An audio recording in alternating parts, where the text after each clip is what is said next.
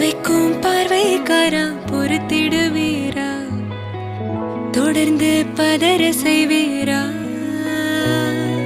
சிக்க வைக்கும் செய்கையெல்லாம் நிறுத்திடுவீரா, மனசு இயங்கல சீரா.